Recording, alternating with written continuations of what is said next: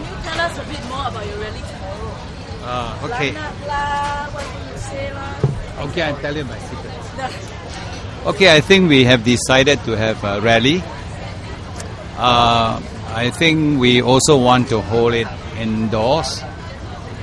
We have identified a site which should be big enough to accommodate a big number. It's at the Singapore Expo.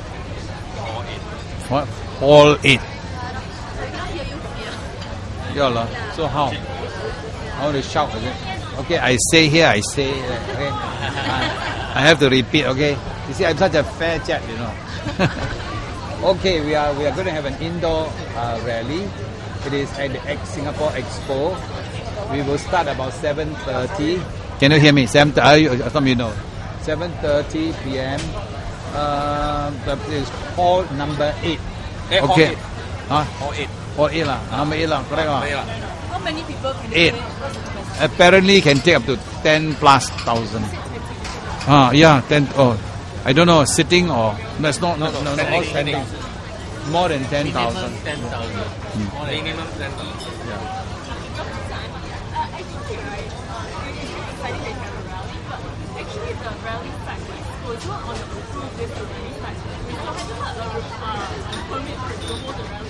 Yeah, we must have got a permit. Of course. I won't be here telling you if I don't have a permit. Yes, that's a natural event or things to come or things to happen if you have a rally. So how much you manage to get a permit? Because it's not actually on the list of rally sites that was released by the police. I tell you, I always do things different. I make the election office work a little harder. After all, it's more interesting, right? Everything's so straightforward. Everything must be the same. Don't be so compliant, okay? Okay? So you said you want it to be more dignified. I was wondering how Yeah, more dignified. I think it's not the. I think first we don't want it to be open. So being in a hall at least gives you that. The ambience is definitely different from an open space. So that would be, I would consider that as one of the ways in which we can be different and more easily we can control. And I say definitely more dignified one, because if you have an open air, you are just your voice all dispersed all over the place, and I think there will be more order. And there's like shelter too. Guarantee you shelter. And there's aircon. Aircon. Yes. Wow. I didn't ask for that. So tell us the speakers. We have about 18 on the list. One each. It doesn't mean that all of them will be speaking. We have to, because our time is only 2 hours. I think there's a limit to the time. So plus me speaking, my son speaking, my daughter speaking. Well, we can then the rest. Anybody should be ready to go and make a speech if we need them to speak. My daughter. I know your daughter, your son, yourself, and who else? Oh, we have. You see, we don't want to. We have a very big spread of people joining us. So it depends. They are very ordinary people. They are not just big names. We don't have very big names because we want it to be as we want the ordinary people to fully understand that they are choosing a president who can relate very well to the ground. So we have people who are very educated, people who are just simple folks. So we have this a wide choice. We'll have a wide. I think primarily we already know them because they have been walking the ground with me. And then some of them are friends. And some of them we know that they believe very strongly in what I want to do. So you can't name your speakers. Are you able to tell people their occupations or which line of work you come from? Some of them, just examples. I think who are the This one you ask him all the details. Well, they are taxi drivers. They could be taxi drivers. On the 18 months. Yes. Professionals. Professionals.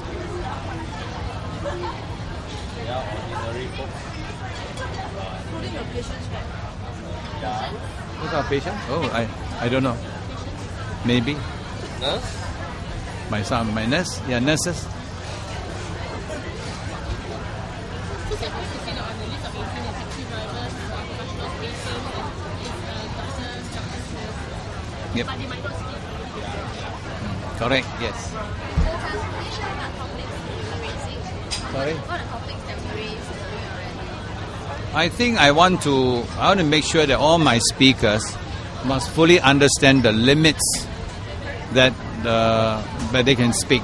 I'm not going to say that put like a damper on them, but I want to make sure they must speak within the boundary of the Constitution. I told them they should not bring up bread and butter issues. They should not bring up all this day-to-day politics issue, because I think as a president, I'm not involved in managing the economy. I'm not involved in managing the transport or the housing or health. So I think this one, I better let it to be, I will make all these topics out of bounds for them. But that doesn't mean as a president I cannot speak, I cannot touch on all these topics in private, because if there are some policies affecting Singaporeans very badly, I think I have a right to warn the government. So I want to make it really like a presidential rally. So you must know your limits. Don't get out of bounds.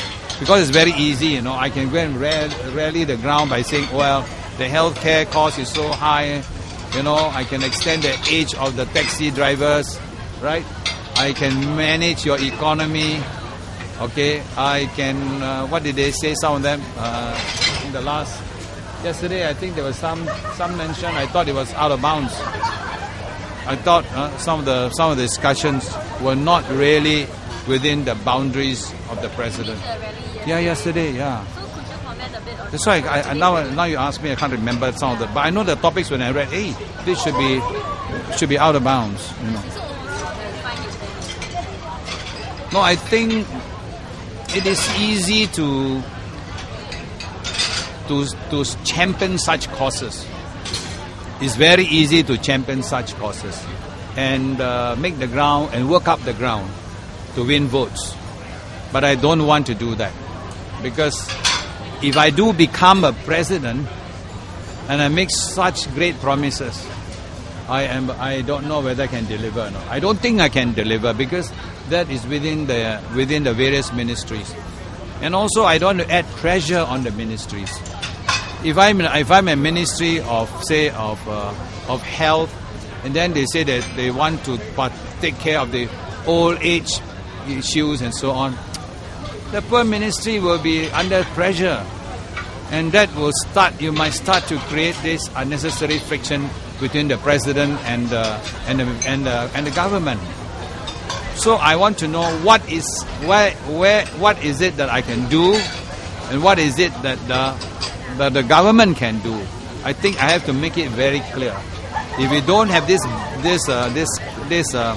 make it so clear, I think there's bound to have a lot of clashes, and will affect Singapore at large. So I don't want to let it happen. So what are some of these causes that can be saved without crossing the boundary? This morning I read, I was in a hurry, so I just glanced through. I think you must challenge the government, right? There was big statement, you must challenge the government. Now I don't know what he meant by challenge the government, I just saw the headings. But when I saw it, I was quite disturbed, honestly. Because the president is not there to challenge the government. The president there is to look after Singaporeans' interests. To make sure that, make sure we safeguard your reserves, make sure the appointments are all okay. And if I want to start to challenge the government, there are so many issues I can challenge the government. I think he shouldn't, I think I wouldn't do that anyway. I wouldn't do that. I will. Sorry. Go ahead. No problem.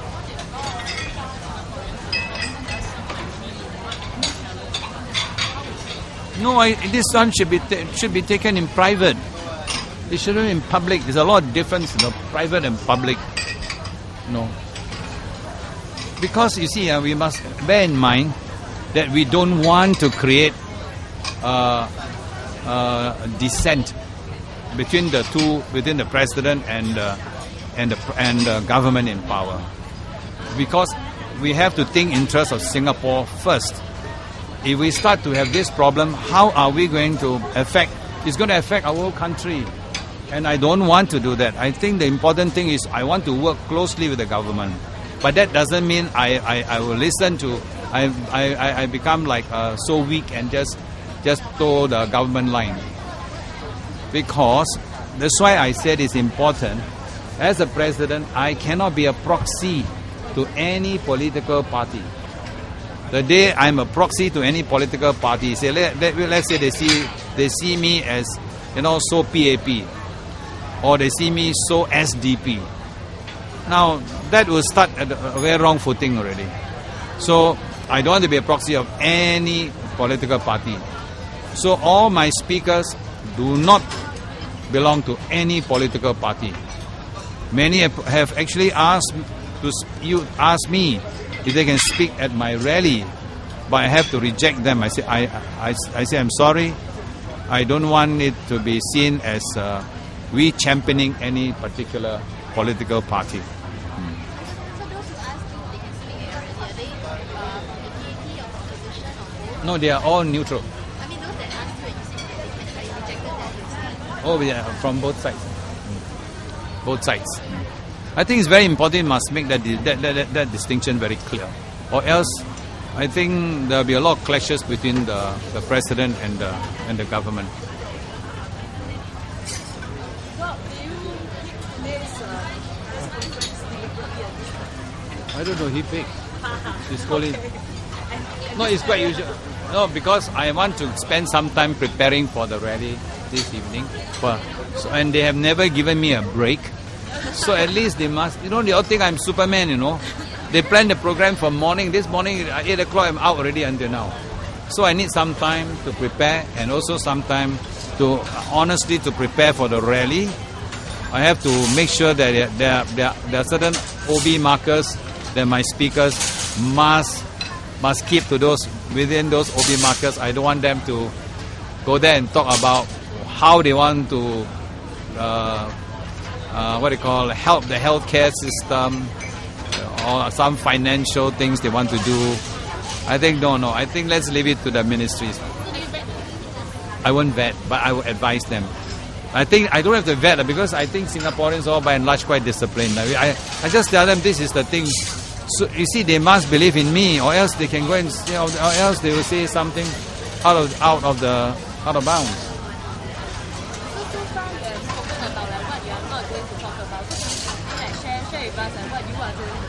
Hey, there's a last message, okay? The last message that is on the cooling day. I will give you the second part of my message. I'm very fair, I always let you all know. I give you a little bit of excitement and think a little bit. I can see your face a bit sad. Don't worry.